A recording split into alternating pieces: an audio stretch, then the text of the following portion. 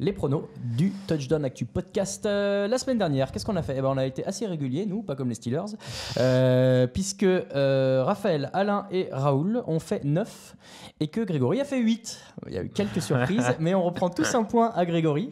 Donc les playoffs se rapprochant et les points vont commencer à compter un peu double, donc on va pouvoir compenser cet écart. Le total, Grégory est à 134, Raphaël, tu es à 129, je suis à 128 et Alain est à 121. Merci encore à Joachim qui tient les scores chaque semaine. Ça va être serré, ça va être une belle fin de saison. Et les playoffs qui vont pas être faciles à pronostiquer en plus. A priori, on va être 3 à pouvoir jouer la victoire. Souvent, on n'est plus que 2, pas forcément 3. Ouais, parce qu'il y en a toujours un qui fait n'importe quoi en playoff. Ah, c'est pas mal. Souvent moi. Non, moi souvent je suis derrière déjà avant. Du coup, je suis obligé de tenter les trucs. Bref, le déroulé des matchs de cette semaine 15. Déjà la semaine 15, punaise, ça passe trop vite. Premier match cette nuit, c'est peut-être d'ailleurs un des plus beaux avec ça aurait pu être l'affiche si c'était pas cette nuit. Kansas City Chiefs 11 victoires, 2 défaites. Los Angeles Chargers 10 victoires, 3 défaites. C'est à 2h20. Ils en ont déjà parlé mardi dans le podcast, mais en gros, il y a un vrai enjeu de tête de série de l'AFC pour les deux équipes, puisque si les Chargers gagnent, ils ne sont pas encore devant à cause du tiebreaker. Mais ils s'offrent une possibilité de rattraper. Comme tu dis, pour les Chargers, c'est la possibilité de croire une tête de série. Pour Kansas City, c'est le moyen de quasiment s'assurer la première place de la conférence. Quasiment. Donc match gros enjeu. Pas mal de petits blessés côté Chargers. Pas de jeu au sol a priori. Côté en tout cas Steelers, côté Chiefs non plus. Si tu... Ouais, mais bon, la semaine dernière, ils ont pu faire à peu près. Là, tu me perds quand même Eckler et Gordon côté Chargers. Il y a le rookie Robinson. À voir. J'ai oublié son nom, mais qui fait 140 yards la semaine dernière. C'est vrai, à voir. Bon, puis il y a Philip Rivers. Il y a du football samedi cette semaine. On donne peut-être notre prono. Si tu veux. Je dis ça comme ça, mais excuse-moi. moi je pars sur Kansas City. Moi je pars sur les Chargers parce que même si Kansas City est favori, je n'ai pas le cœur de parier contre eux. Je serai encore plus content s'ils gagnent. Samedi à 22h30, donc il y a du football samedi. New York Jets 4 victoires, 9 défaites. Houston Texans 9 victoires, 4 défaites. Il n'y a pas grand... Enfin, c'est difficile. Les Texans qui viennent de prendre un stop après leur série de 9 victoires quand même. Mais bon là, ils devraient se remettre sur les bons rails. C'est ça. C'est une équipe de Houston. On a beau, certains en tout cas dans la rédaction, pas être totalement enthousiastes par cette équipe. Ils sont vraiment au-dessus des Jets, en tout cas des Jets de cette saison. Que ce soit en attaque, en défense, on voit pas très bien comment les Jets peuvent aller les battre. Donc Houston pour moi. Ouais, et les Texans qui finalement vont sans doute faire les playoffs aussi, qui seront peut-être pas l'équipe la plus relevée à faire. Franchement, à 10-4, ils doivent aller gagner leur division normalement. Dans la nuit de samedi à dimanche, donc à 2h20 du matin, il y a 2 matchs samedi, mais avec le décalage horaire, c'est dans la nuit. Denver Broncos, 6 victoires, 7 défaites. Cleveland Browns, 5 victoires, 7 défaites, 1 nul. 2 équipes qui sont assez similaires au niveau des résultats. Qui ont des trajectoires un peu différentes. Ouais, une équipe des Browns qui va beaucoup mieux depuis le licenciement de Hugh Jackson, qui enchaîne, qui a gagné 3 matchs sur 5.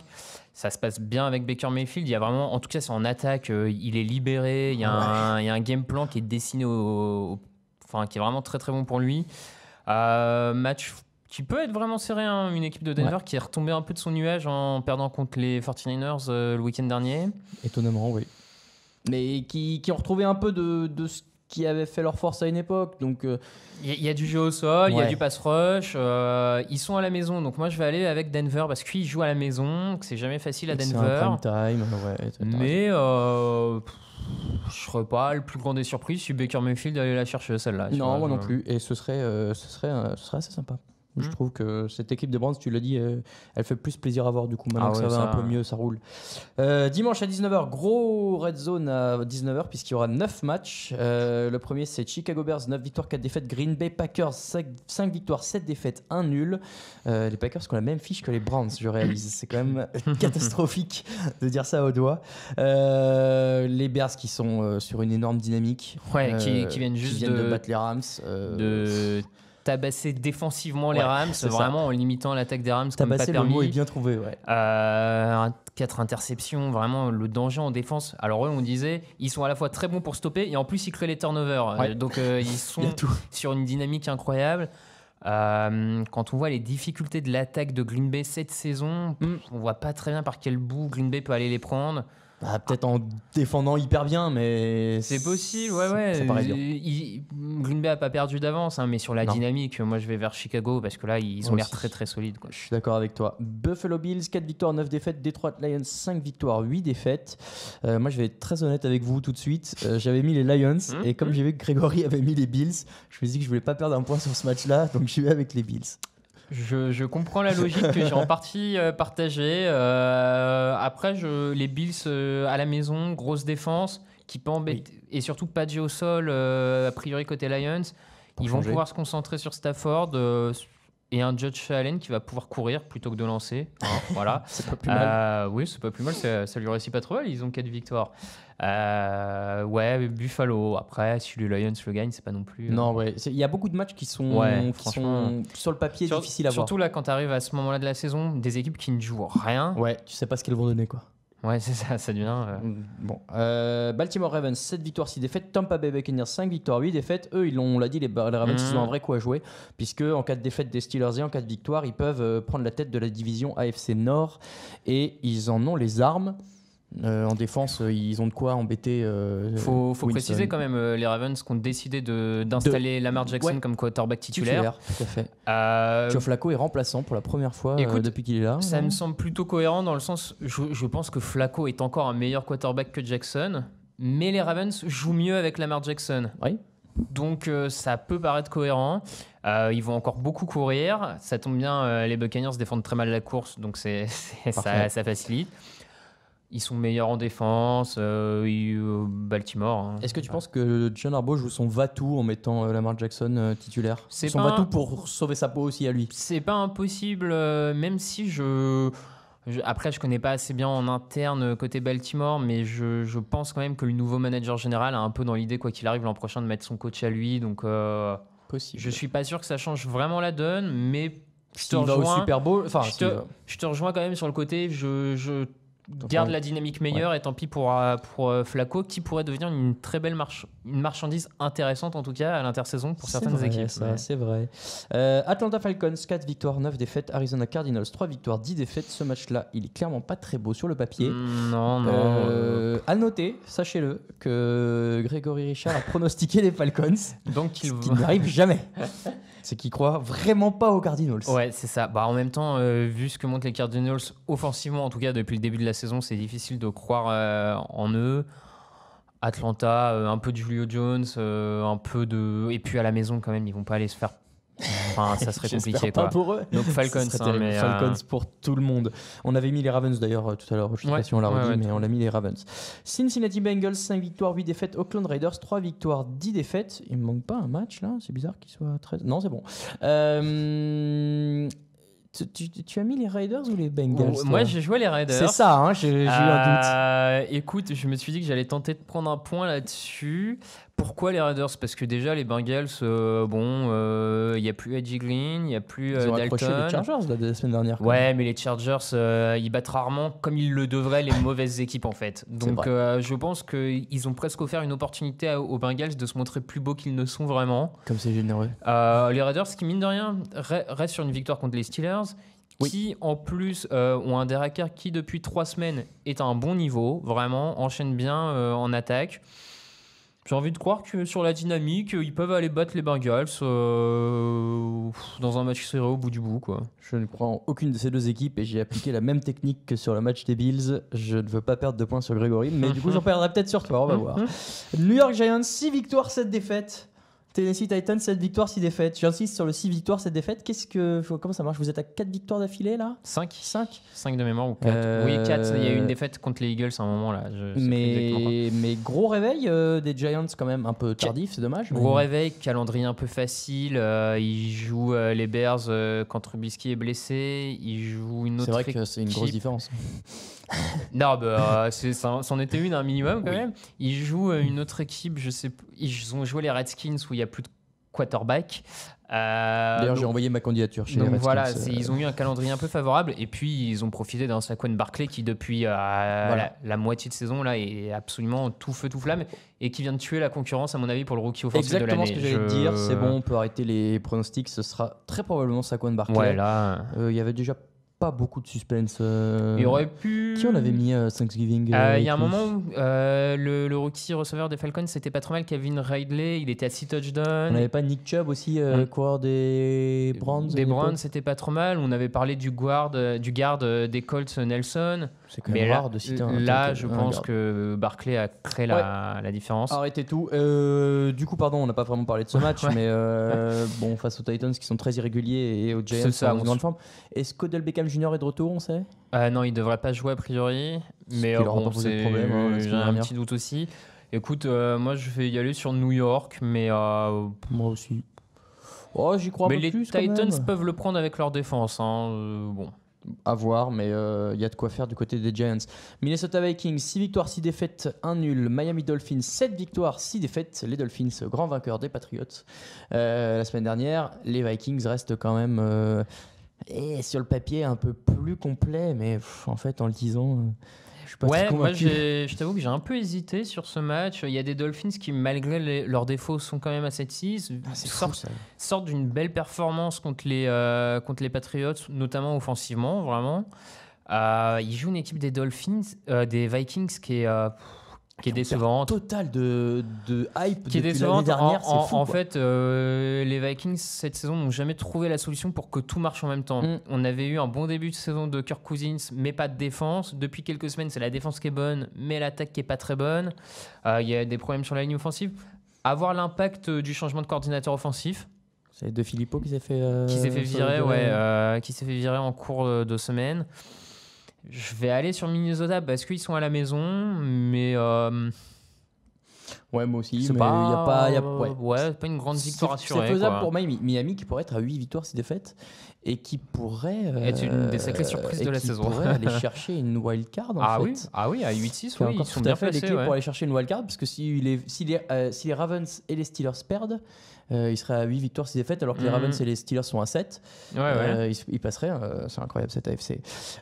Jacksonville Jaguars, 4 victoires, 9 défaites. Washington Redskins, 6 victoires, 7 défaites. A priori, ces deux équipes-là ne feront pas les playoffs. Non. Comme je disais, il n'y a plus de quarterback chez les Redskins. Il n'y en a pas vraiment chez les Jaguars non plus. Votre candidature d'ailleurs aussi. Il n'y en a pas vraiment à Jacksonville, mais Jacksonville a pour lui d'avoir une grosse défense qu'elle a explosé face aux Titans jeudi dernier en se prenant 4 touchdowns au sol. Est-ce qu'ils peuvent pas avoir mal contre Adrian Peterson? C'est pas improbable non plus.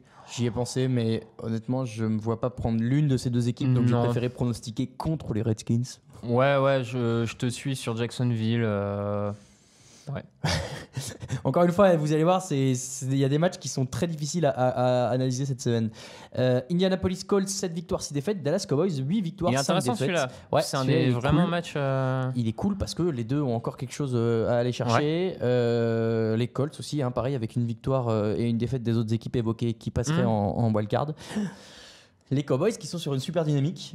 La défense qui est au top, qui ont... Un Amari Cooper qui est au top depuis son transfert, un Ezekiel Elliott qui est au top. C'est une équipe qui a ses éléments forts qui sont au top. Et au bon moment, parce que là, on arrive au playoff. Dans le run, comme tu dis, dans le run qu'il faut. Prescott perd moins de ballons, ce qui est positif. À mon avis, ils auront un petit souci au niveau du coaching un peu plus loin dans la saison, mais on aura le temps d'en parler. Oui. C'est une équipe, c'est vraiment solide. Moi, j'ai mis les Cowboys parce que je vois la dynamique un peu meilleure que chez les Colts. Mais... Ouais, t'as pas tort. Moi, j'ai joué Indianapolis parce que j'ai un peu envie de croire qu'Andrew Luck peut dynamiser cette défense de Dallas. Mais c'est un peu le duel de nos chouchous, tu vois. Dak Prescott contre Andrew Luck. On prend deux champions. Je vais partir sur les Colts, mais je pense quand même que Dallas est réellement favori de ce match par rapport à la dynamique quand même. C'est possible. Donc Cowboys pour moi, Colts pour toi. Un match à 22h05, San Francisco 49ers, 3 victoires, 10 défaites. Seattle Seahawks, 8 victoires, 5 défaites. Les Seahawks qui devraient... faire ce qu'il faut sur ce match, à l'inverse de qui a perdu la semaine dernière face aux Niners, les Broncos. Les Broncos, ouais. Et qui se sont mis une belle balle dans le pied pour la course au playoff qui était encore en course. C'est dommage. Ouais, Seattle qui est sur une bonne dynamique. L'équipe a vraiment trouvé l'équilibre avec le jeu au sol. Gros boulot du coordinateur offensif Scott Honheimer et du coach de ligne offensive aussi, Mike Solari. Il y a de la défense, un Bobby Wagner monstrueux. Voilà, ils sont meilleurs que Ils San sont meilleurs que les Francisco, Niners, donc, de toute Seattle, façon, quoi. je suis Ouais. d'accord. Seahawks aussi. Et de toute façon, sur cette tranche horaire, les yeux seront probablement tournés vers Pittsburgh, puisqu'il y a à 22h25 le match des Steelers à 7 victoires, 5 défaites, 1 nul contre les Patriots, 9 victoires, 4 défaites. On en a parlé tout à l'heure, on prend tous les deux les Patriots. Tout à fait. Sachez que Grégory Richard a pris les Steelers. Ouais, j'aime bien balancer un peu ses pronos, comme ça il peut plus changer derrière. Dans la nuit de dimanche à lundi, à 2h20 du matin, Los Angeles Rams, 11 victoires de défaite face aux Eagles, 6 victoires, 7 défaites. Les Rams qui vont vouloir probablement se venger de l'affront subi la semaine dernière. Et les Eagles qui n'ont pas grand chose pour s'y opposer. Ils ont un peu de pass rush quand même qui peut les aider. Les Eagles, sachant que si les Eagles perdent ce match, les playoffs c'est définitivement fini. Comment ça se passe au poste de quarterback pour les Eagles là Du coup, c'est Nick Foles qui arrive sur le terrain. Écoute, il les Ça a a conduits été- au Super Bowl. Là, ça a été salvateur l'an dernier. Hein. Ça a été salvateur l'an dernier, je pense. Un peu plus tôt dans la saison quand même. Ouais, je pense pas qu'il puisse le refaire. Ça avait créé C'est une équipe de Rams, faut voir. Offensivement, ils sont un peu en difficulté depuis 2 semaines. Après, je pense que globalement, les Rams sont quand même les armes, et même en défense, pour créer des turnovers. Ouais. Donc, je vais aller sur Los Angeles. Mais l'écart est peut-être pas si important que les cotes ou ce genre de choses peuvent le laisser penser, à mon avis. Mais... Ok, bah écoute, on verra ça après. dans le prochain segment de l'émission. J'aime bien dire segment de l'émission. Et enfin, dernier match dans la nuit de lundi à mardi, à 2h15. Les Carolina Panthers, 6 victoires, 7 défaites face aux New Orleans Saints, 11 victoires, 2 défaites. On pensait plutôt dans la saison que ce serait un match décisif pour les playoffs, pour la tête de division, blabla. Et les Panthers ont pris un sacré coup dans l'aile. Et depuis, c'est pareil pour les Panthers. À 6-7, c'est quasiment le match de la dernière chance parce qu'à 6-8, ça devient trop compliqué pour eux. Même à 7-7 déjà. Ouais, même à 7-7. Ça veut dire que tu finis à 9-7. Je suis d'accord, ça serait compliqué, mais avec tous les calendriers, bon, pourquoi pas. Hein, mais, des Panthers. Des Saints qui sont pas très bien offensivement depuis 2 semaines. Il y a eu la défaite à Dallas. Il y a eu un match là cette semaine contre les Buccaneers qui vont chercher dans les dernières minutes de manière pas très jolie. Est-ce qu'ils se reposent pas un peu en vue des playoffs aussi ? Je sais pas, peut-être. Mais ce qui est sûr, c'est qu'en même temps, les Panthers sont tellement dans une mauvaise phase. Ils viennent de perdre mochement face à Cleveland.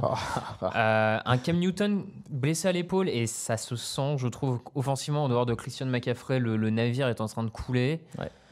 Je vais aller sur New Orleans. Ouais, moi aussi. Je vais aller sur New Orleans parce que la dynamique est tellement mauvaise côté Panthers. C'est fou. Il y a 2 semaines, on se disait, il y a 3 semaines, ils vont jouer là, les Panthers, ils vont enchaîner Buccaneers et Browns. S'ils gagnent ces 2 matchs-là, ils sont bien. Mais attention, parce que c'est pas le moment de les jouer, ces 2 équipes-là. Paf, ils perdent les 2. Non, et là, derrière, ils arrivent face aux Saints. Et je me demande s'ils ne rejouent pas encore les Saints. Falcons, Saints. C'est ça, ouais. Ils jouent. Bon, ça va être. Bonne chance à eux. Voilà pour les pronos. On passe au meilleur code de la semaine.